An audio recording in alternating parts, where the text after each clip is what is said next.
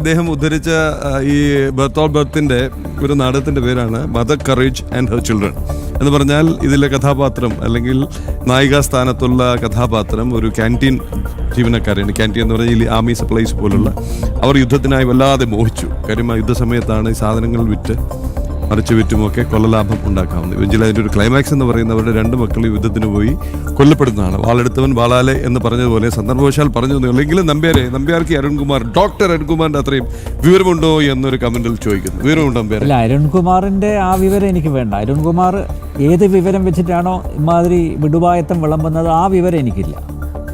എനിക്ക് എൻ്റേതായിട്ടുള്ള വിവരമേ ഉള്ളൂ. ആ ഒരു പരിമിതികൾക്കുള്ളിൽ നിന്നുകൊണ്ടാണ് അറിയാവുന്ന കാര്യങ്ങൾ ധരിപ്പിക്കുന്നത്. അല്ലാതെ ഈ വാചാടോപം കൊണ്ട് ആളുകളുടെ കയ്യടി വാങ്ങാൻ വേണ്ടിയുള്ള കസർത്തുകളൊന്നും എന്തായാലും ഞാൻ കാണിക്കില്ല. രാവിലെ വന്നിരുന്ന് 3 ചായക്കപ്പും പിടിച്ച് പിന്നെ നാട്ടുകാരെ മൊത്തം തെറിവിളിക്കുക, അയാൾക്ക് ഇഷ്ടമില്ലാത്ത ആളുകളെയൊക്കെ തെറിവിളിക്കുക. ആ വിമർശനത്തിന് എപ്പോഴും ഇരയാവുന്നത് പ്രധാനമന്ത്രി നരേന്ദ്രമോദിയാണ്. എപ്പോഴും ഇരയാവുന്നത് പിണറായി വിജയൻ. അയാളുടെ പാർട്ടിക്കാർ തന്നെയാണ് ചവിട്ടി പുറത്താക്കിയത്. പിണറായി വിജയനെതിരെ ഒരു വാക്ക് പറയാൻ അരുൺകുമാറിൻ്റെ നാവ് പൊങ്ങിയിട്ടുണ്ടോ? ഇല്ലല്ലോ.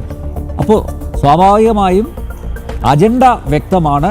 ഈ നാട്ടിൽ അരാജകത്വം ഉണ്ടാവണം, അക്രമം ഉണ്ടാവണം, കലാപമുണ്ടാവണം.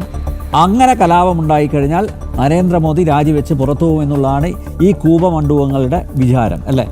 അപ്പോൾ ആസ് ലോങ് ആസ് ഇവർ അധികാരത്തിൽ ഇരിക്കുന്ന കാലത്തോളം അരുൺകുമാറിനെ പോലുള്ളവർക്ക് ഇരിക്കപ്പൊറുതി ഉണ്ടാവില്ല. അരുൺകുമാർ ലെവലേശം ഉളുപ്പുണ്ടെങ്കിൽ രാജിവെച്ച് പുറത്തു പോകാൻ വേണ്ടത്. കാരണം ആ ഒരു ദേശവിരുദ്ധതയാണ് അയാളുടെ ഭാഗത്തുനിന്ന് ഉണ്ടായിരിക്കുന്നത്.